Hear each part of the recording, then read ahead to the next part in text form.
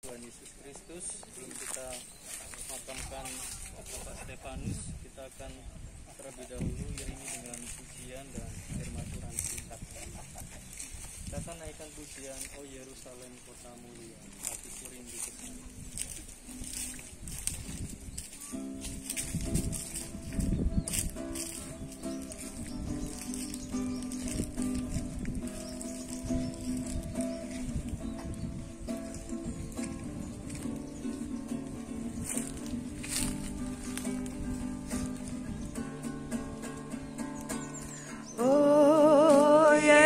Yerusalem, kota mulia, hatiku rindu ke sana.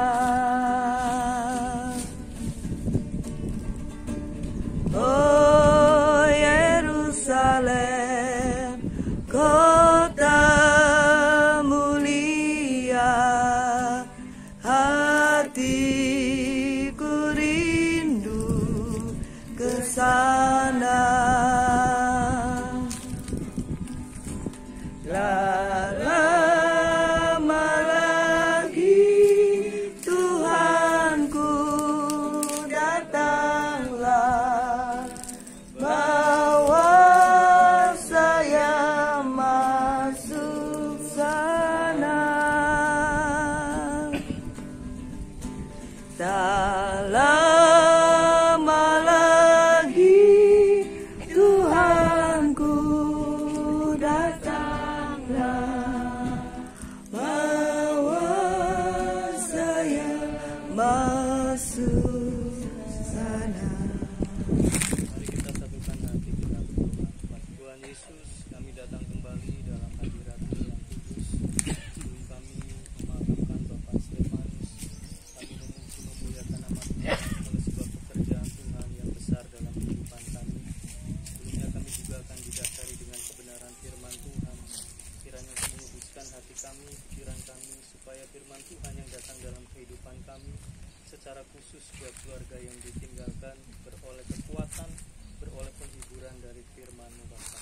Terima kasih Tuhan Yesus, kami akan sambut kebenaran firman Tuhan. Di dalam nama Tuhan Yesus Kristus kami berdoa dan mengucap syukur. Haleluya, amin. Puji Tuhan, Bapak Ibu yang dikasihi Tuhan, ada satu firman Tuhan di dalam 1 Tesalonika 4 ayat 13. 1 Tesalonika pasal 4 ayat 13 sampai 18.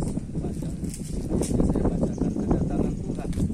Selanjutnya kami tidak mau saudara-saudara bahwa kamu tidak mengetahui tentang mereka yang meninggal, supaya kamu jangan berduka cita seperti orang lain yang tidak memiliki pengharapan. Karena jikalau kita percaya bahwa Yesus telah mati dan Tuhan, sekali-kali tidak akan mendahului mereka yang telah meninggal. Sebab pada waktu tanda diberi, yaitu pada waktu penghulu malaikat berseru dan sangkakala Allah berbunyi, maka Tuhan sendiri akan turun dari sorga dan mereka yang mati dalam Kristus akan lebih dahulu bangkit. Sesudah itu kita yang hidup yang masih tinggal akan diangkat bersama-sama dengan mereka dalam awan menyongsong Tuhan di angkasa. Demikianlah kita akan selama-lamanya bersama-sama dengan Tuhan.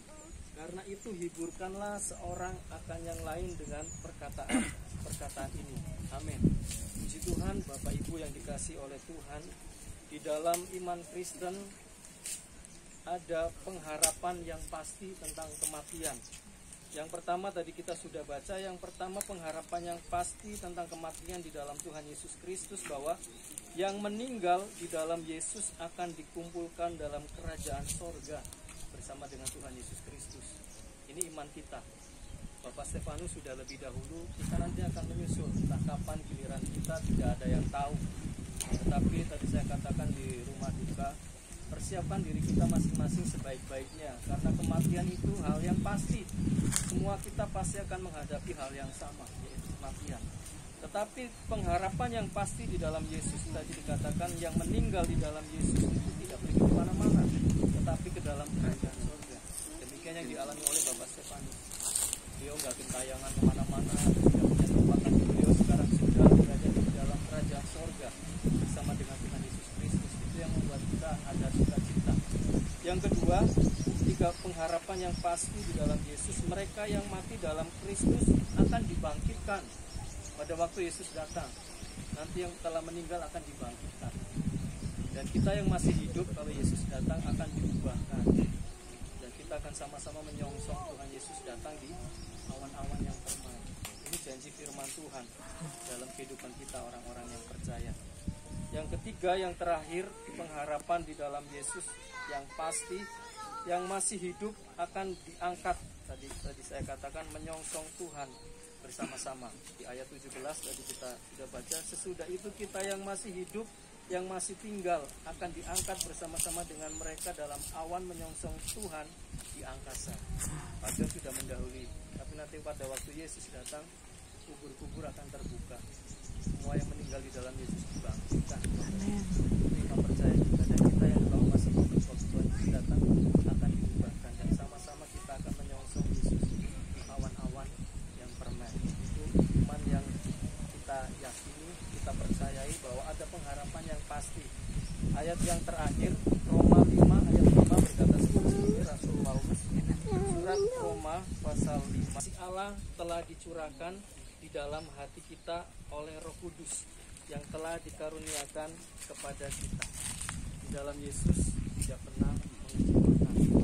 Saya sebagai gembala muda mungkin juga bisa mengecewakan Pak John, bisa mengecewakan keluarga dengan sikap, dengan tingkah laku, dengan kata-kata, tapi Yesus itu gembala agung kita yang tidak pernah mengecewakan. Dia gembala yang baik, yang selalu menuntun kehidupan kita.